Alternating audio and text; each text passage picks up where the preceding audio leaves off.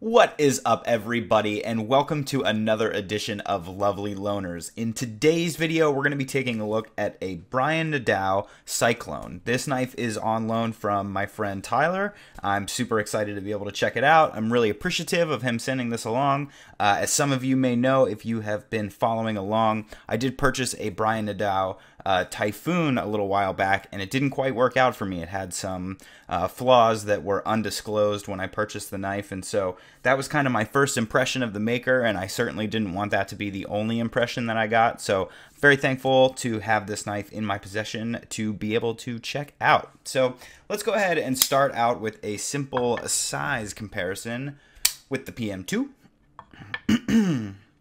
The knife is going to be a little bit shorter, but it is also thicker than the PM2. So while it is about 1/8 of an inch, maybe a little bit more shy of the overall length of the PM2, it is certainly a beefier knife when it's in your hand, because as you can see,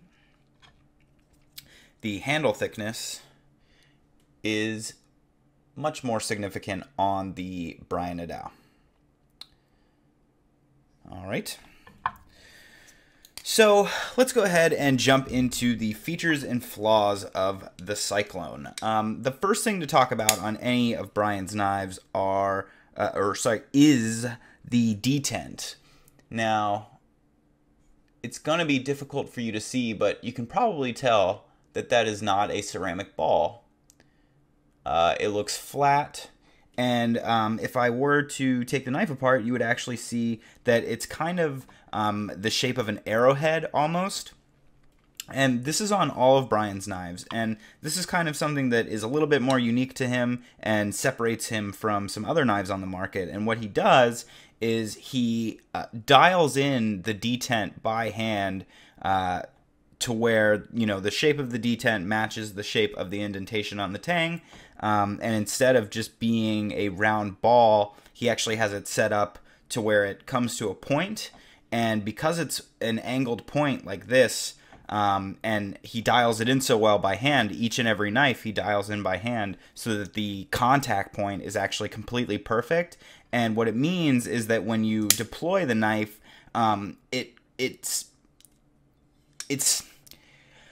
smooth is not like a helpful enough word to really describe it, but the disengagement on the knife is just so well calculated that you don't really get the same kind of loaded pressure that you might on a ceramic detent ball, where, you know, you push and you push and push and then it finally breaks and then the knife rockets out. You know, this is obviously using the same premise, but the load doesn't quite need to be wound up as much. And so what you find is that you're actually breaking the detent with a little bit less pressure, and it's just happening more smoothly and more crisply than it would on a ceramic detent. What I've noticed with knives with ceramic detent balls, in some cases, not all, but in some cases, the actual hole that's cut out in the tang for the ball to sit in is recognizably larger or you know, wider in diameter than it is on the ball itself, meaning that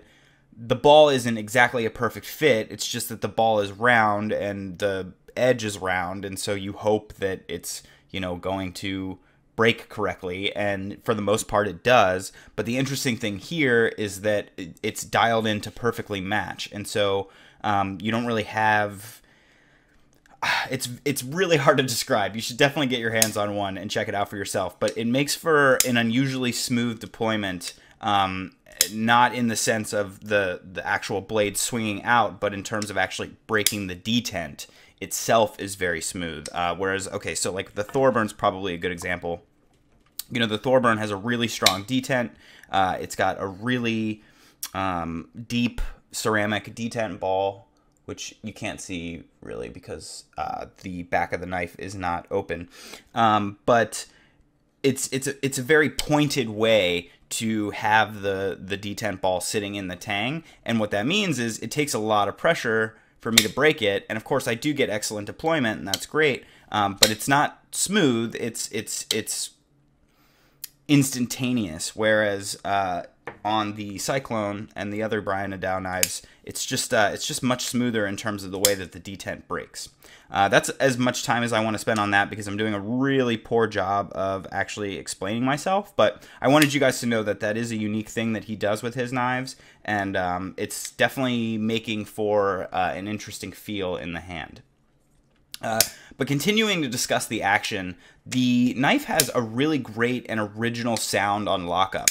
What I really enjoy about this knife in particular is just the way it sounds. And I think a lot of people who have been doing knife videos and stuff have started to come around to the idea of how important sound is. I think it was Walking Reviews recently mentioned that that was something that he had really discovered in working with lots of knives and in speaking about knives, is how important the sound of deployment really is. And, I really think that that speaks to how special Thorburns are to a lot of people. You hear the Thorburn thwack, and I've obviously talked about it in my Thorburn videos, to where the sound is so crisp and so awesome, it kind of reverberates through the room that you're in, and it's just a really impressive sound, and it makes the deployment itself that much more satisfying, and you really get that with the Cyclone here as well. The sound of the lockup, try to do it closer to the mic even though it never really quite comes through on video, but it's very crisp, it's very snappy, and I like that. It feels like the lockup is deliberate, and it sounds deliberate, and it sounds crisp and perfect every time, and it's just a very unique sound, and I really appreciated that, because sound for me on deployment is a big deal. I really enjoy that aspect of a knife, and so I was really happy to notice that all the things that he has going on here kind of added up to a really great deployment sound. So that's something I really appreciate. Now on this particular knife, I do wish that there was a little bit less tension in the lock bar. It's very hard to disengage. Once you kind of get the hang of where to put your finger, it's a little bit easier, but this is not the kind of knife that I want to flip and disengage repeatedly.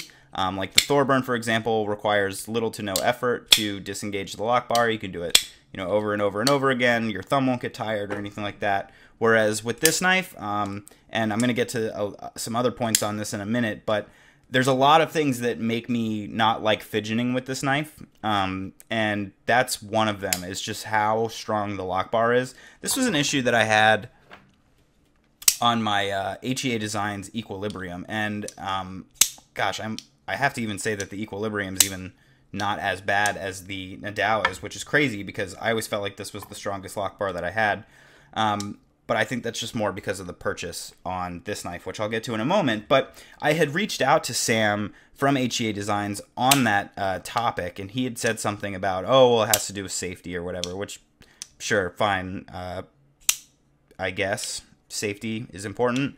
But this isn't exactly the kind of knife anybody's beating on, so I don't really know if I buy that. But, that was a big problem that I had with the Equilibrium, was I didn't necessarily like sitting there and playing with it, because after a while, my thumb started to hurt, and it was just like, all right, well, this feels like a lot of wasted energy to close the knife. And I kind of feel the same way on this one. So I wish it had a little bit less tension. And then the next point that I need to make is that on the Cyclone design in particular, the actual place to disengage the lock bar, as you can see here, is bulbous.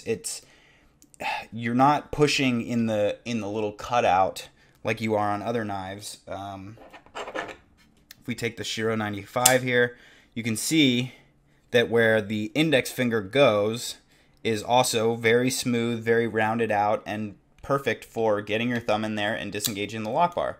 It's really good, normal design that's on pretty much all flippers for the most part.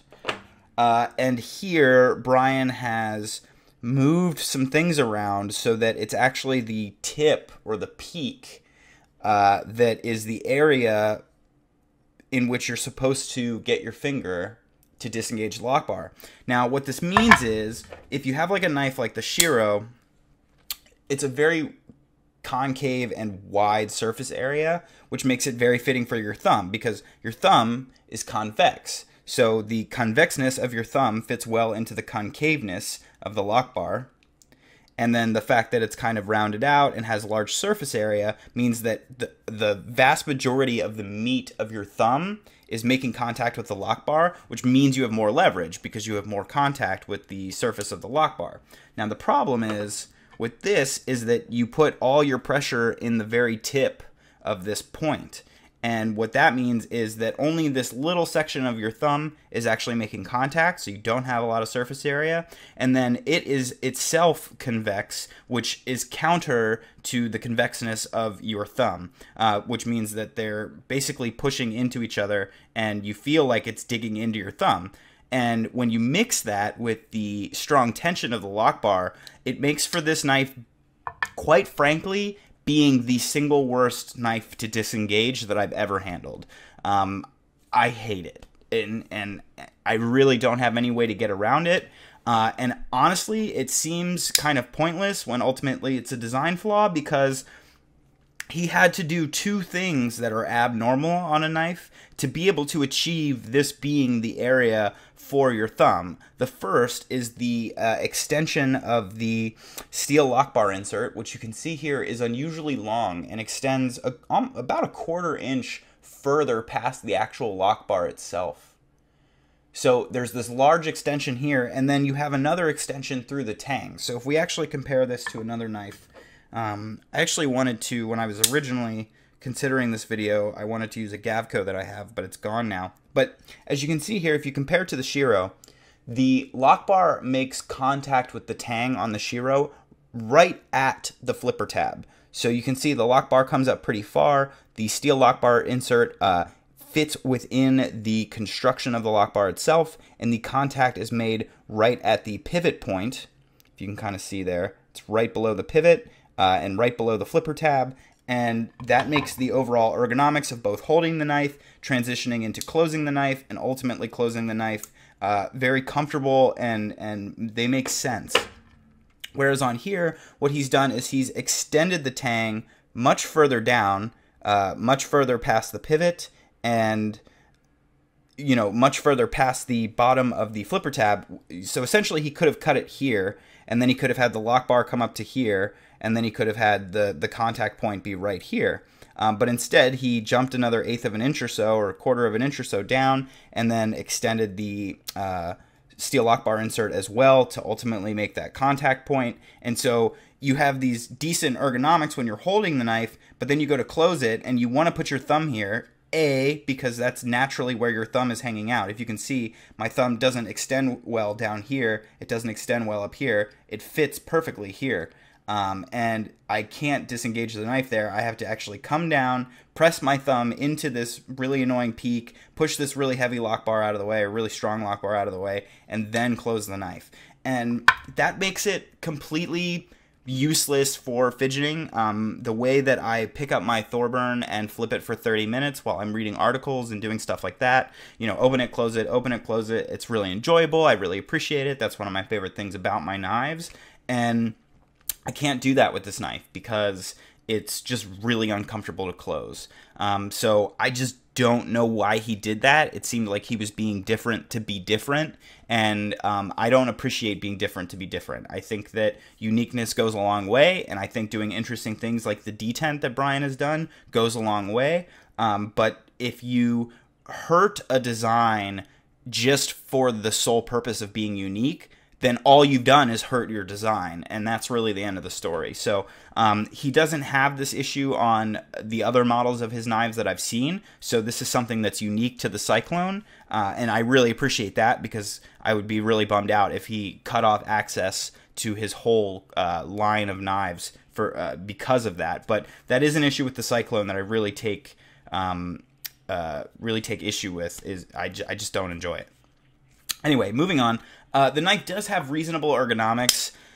It's a little blocky in that when you get your hand around it, the frame is really flat, and that's pretty normal for a lot of knives. But because it's as thick as a knife that's typically a little bit more contoured, like the Thorburn, the thickness mixed with the flatness doesn't work super well for me. And basically this area here, how it shrinks through the middle, means that it feels kind of weird getting this finger around, because My index finger fits well into the area for the index finger. My middle finger comes around pretty well as well, but then my ring finger kind of gets like cramped all the way in here, and then the pinky's left out to kind of starve on this little ledge. And so it means that right here there's a lack of confidence because I'm not making enough contact with the frame. Just feels a little weird. But I do like that my thumb lands right here in this little ramp behind the Bowie-shaped blade, I suppose.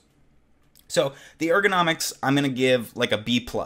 There's some aspects of it that I would change, but in terms of having both a unique design and good ergonomics, it does a pretty good job. So B+ there. The next thing that I want to talk about is the clip and how much it sucks. And I had this problem with the Typhoon as well, and this seems to be a theme with Brian's knives. He does stainless steel clips, which have really strong tension, and I don't like them. I don't like stainless steel because A, I can't anodize it. Yeah, I know that I can like heat color it or whatever, but that looks like crap. I can't anodize it, so it completely removes itself from being customizable. And then the tension on it is way too strong. When I got the Typhoon, you know, that was his first real major like production, mid-tech, whatever we want to call it. And it had a really basic clip that I think took away from the aesthetics of the knife. And then on top of that, I didn't like the function. Now for this particular knife, those feelings have changed a little bit in that he's kind of livened it up a little bit here, and he's done a you know, he's cut it out a little bit, and he's done a little bit of mill work, and it's a unique shape. And so I am no longer distasteful, or I no longer find the clip distasteful in terms of aesthetics. I think that this matches the knife really well, and I think it looks great. But that said, the first day that I went to carry it, it has a really small ramp here. You can see that it's not super effective, and then it's got incredibly strong tension. I can't even lift it off the knife with my fingernail. And what that means is that this was a total pain in the ass to carry. And guys, I try not to be too exaggerative or anything like that. I really like people to get a good perspective on a knife from my videos, and I have to say that like this is honestly one of my least favorite clips that I've ever used. I had to take both hands and manhandle this knife into my pocket. Now, if you wear super thin pants, maybe you won't have as much of an issue, but then if you wear thin pants, you're probably tugging on them too much. They might rip. This clip, it doesn't do well for thick, beefy clothes because it has such a terrible ramp, and it doesn't like to lose its tension, so it's really hard to get over the kind of thickness. And then with thinness, you're pushing so hard that it might actually tear the seam. So I think that the clips are the worst parts of all of his knives, and I just really wish he would get over the stainless steel fetish that he has, because I think it's a horrible material. I think when you're making high quality $5, $7, $1,000 knives out of full titanium construction, and they're full custom and all of this, and then you slap a boring, crappy stainless steel clip on it, I hate it. I can't stand it. So I really hope that Brian kind of hears that feedback from the community and starts putting 3D milled tie clips on his knives. Moving on, I think that well, this particular knife is broken because it's bronze, which, you know, isn't really a fault of the knife, but it's definitely pretty shitty because it's bronze. Nobody likes bronze, and that's just a fact of life. Moving on, I really like the blade finish and the blade shape on this one. Obviously, he has a variety of different blade shapes and finishes on his knives. These are, I guess if you're not as familiar with Brian, it's worth explaining that he's got sort of like mid-techs / customs in the way that Olamic does. You know, all of the knives are kind of one continuous line. There's different models, but they all kind of fit into the same general construction and build and everything, but they come in lots of unique flavors with different mill patterns, different colors, different blade shapes, different blade finishes, some different tiers of construction. For example, the Cyclone comes in a skeletonized version as well, where these sections here are cut out. They're not there. And then there's kind of a step up in terms of construction where he actually offers a Cyclone with full contoured handles, more eccentric milling patterns, more extreme and eccentric or exotic anodization, and just more exotic in general, with the thicker, beefier, contoured handles, which I think I would personally appreciate more. But on this particular knife, I really like the acid wash finish on the bevels and the satin finish on the flat. That's kind of a theme in my collection. I generally enjoy satin flats with an acid wash bevel, so that is right up my alley, but again, that's entirely personal opinion. I do like that he's got the acid wash up through the spine of the blade, and didn't carry the satin all the way around. I thought that was like a really unique little touch, and I really appreciated that. He's got this super aggressive swedge up here at the top. It comes to a pretty sharp point, honestly, and it looks really good. So the overall kind of bowie shape of the knife, or of the blade, I really appreciate, and I think it works well with the Cyclone body because it's kind of got this curve this way where the Cyclone body curves this way. And so I'm overall appreciative of the blade shape and styling on this particular one. Next up on the features and flaws list is that I wanted to say that this is a lanyard hole done right. I don't like using lanyards on my knives, and I know that there's a lot of debate out there, you know, should you put a lanyard hole on a knife, should you not? And I just feel like a lot of times knife makers will put them in because of the people that want them, which is fine. I have total respect for that. I'm not saying make knives without lanyard holes. But there are knives where the lanyard hole detracts from the overall ergonomics of the knife or the overall aesthetics of the knife. And I really like it when makers kind of build the lanyard hole into the design of the knife, not as an afterthought, but as an integral part of the construction. And as you can see here, the backspacer that he uses contains the lanyard hole, and it still follows the overall shape of the knife. And so when you're holding it, the ergonomics aren't impacted at all. It feels really good. It's got a little bit of jimping down here as well, so that when you open it, it's not as slippery against your hand. And I just really appreciate this. It looks good aesthetically. You could attach anything to this, like a keychain or something if you wanted to. And I thought that was a really, really good point to point out. The jimping on the spine of the blade doesn't do too much unless you bear down. So if you kind of dig in there, it works pretty well because it's pretty thick. But if you're just holding the knife like this, your thumb will slide around on it. All it really does is chew your thumb up a little bit. So it's a little too smooth for this kind of purchase. But if you're bearing down on it, trying to get through something or pierce something, then you're going to be fine. And it also works well for bearing down with your finger. Although the ergonomics of the knife don't work very well with pinch grip, because you can see this nonsense that he has going on with this bulge is right where your middle finger wants to sit naturally, and that feels like crap. So this knife doesn't make the best pinch grip. I guess if you kind of get back down on it a little bit here, but now I don't have a lot of confidence holding the knife. I'm really far away from where I want to be, which is choked further up on the knife. So that's kind of a bummer.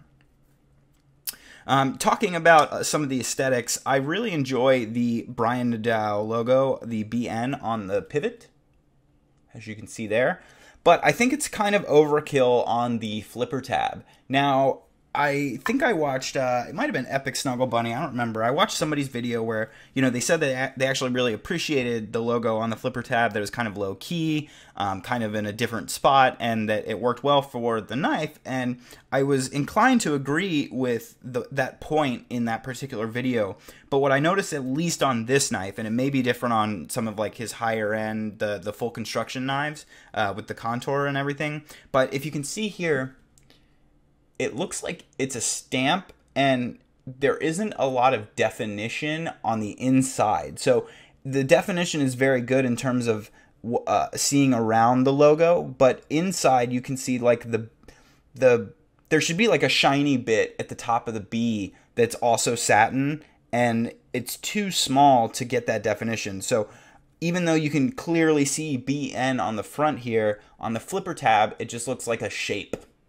And that's kind of crummy. I think that, you know, if whatever process you're using, whether it's milling or branding, or I don't know, I'm not a knife maker. I really try not to tell knife makers how to make knives, because like I'm so unqualified for that. But Whatever process is being used here is clearly not well defined enough to make such a detailed logo on such a small scale. So skip it. You know, don't make it look like crap just because it needs to be there because that's the consistency of your knives or whatever. I appreciate the idea. I see where it's going. I think it needs work so that it looks a little bit more defined and a little bit more clear. And then overall on the Cyclone, I do enjoy the milling pattern.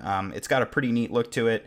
Some of the full contour ones that he does have like really unique like crosshatch patterns in this section here up in the bolster area. And I like it overall. It provides good purchase, it looks good, and yeah, I think that's great. And then I also like the overall profile of the Cyclone. What I really like here is that this particular, the Bowie style blade follows the shape of the Cyclone, and it's almost like a curved Quaken to some extent, and I just think that's neat. I think it looks cool. From my point of view, I just really enjoy the overall profile aesthetic of the knife. And then, you know, I gotta say, kind of going back to something I said before, is that the build is very robust. This is a high quality knife that is going to feel confident in the hand. It's very robust. Everything's very thick. Lockup is incredibly good. It's very sound, and this knife is gonna feel great and operate very well with anybody. And, you know, overall the knife is going to make an excellent user, and for people who don't fidget, it's a spectacular knife. Kind of going back to the action and the fidgeting that I spoke about before, it is on bearings, but because the detent is flat, the knife doesn't ride over the detent quite as well as it might on like a Thorburn. Now again, comparing to a Thorburn's pretty unfair, right? Like, let's be honest, the fact that this thing drops under its own weight like that is pretty incredible. And even my F95 isn't quite that extreme in terms of the way that it drops, but it still moves kind of on its own without you know, giving it too much pressure. And what you have here with the Cyclone and other Brian Nadeau knives is that it's super smooth, so that if you do give it a little bit of a shake, it will close. And what that means is that most people are going to be completely fine with that, and they're going to call this knife like the smoothest knife they've ever felt, and that's great, and they're not wrong. But for somebody that likes to have a knife that completely falls shut on its own, that's just not going to happen with Brian's knives, and that's fine. Because of the extreme lock bar tension, the weird place to put your thumb, the fact that it doesn't completely fall closed on its own, makes this not a great fidgeter. But if that's not the kind of knife person that you are, like I am, then this is one of the best knives I've ever interacted with. It's going to make a great user with this acid wash finish. And again, there are other finishes, so that it doesn't apply to every single knife of his. But the acid wash finish, the robust construction of the knife, the fact that the deployment sounds so great and has such excellent lockup, the fact that the overall ergonomics of the knife fit very well, it has a very useful blade shape. This knife is absolutely perfect for a user. And if you're looking to buy one high quality knife that you want to keep with you every day and use all the time and beat up and own and cherish, his knives are fantastic. Like, I think this is one of the best knives for people that aren't fidget kind of guys to own. And again, I really wish that the clip was better. It is going to make it more difficult to carry, but if you do things like work in construction or whatever, and you can still have a knife with bearings, right? Like, if you're going to get muddy, you need to go buy an Umnumzon, right? Because you need, or any CRK knife or something with washers, because bearings are going to get destroyed if they're caught up in a bunch of sand or a bunch of dirt. But if that's not the case, if you're not dropping this in mud every day, then it's going to make a fantastic user. And I think that anybody would be super happy to own and use this knife for a long period of time, for years to come. I think it's a spectacular build. So I am really excited to see what else Brian brings to the table in the future. I am headed to Blade here in a couple weeks. By the time this video goes live, it'll probably actually be a couple weeks past Blade, because I am on a bit of a backlog with the videos, but I am headed there in a couple weeks. I do expect to see Brian's table. It'll be really enjoyable to meet him and kind of talk to him about the experiences that I've had with his knife, maybe learn his knives, and maybe learn a little bit more about his thought process with the detent or like the Cyclone design here. Maybe, you know, he's got something to say for himself and back himself up. So I definitely look forward to that. I hope to own one of his knives in the future when he works out some of the details that I'm not super appreciative of. But I really appreciate you guys watching. If you'd like to send me a knife for lovely loaners, you can do so by emailing me at tovarishworks@gmail.com. Follow me on Instagram at tovarishworks. If you enjoyed this video, please remember to subscribe and see videos with all of these awesome other knives that you see on display here. And if you like this video, please hit that like button. It definitely helps me to know which videos you guys appreciate versus the ones that you don't. So thanks so much for watching. Thanks to Tyler for sending this knife along. I'll see you guys next time.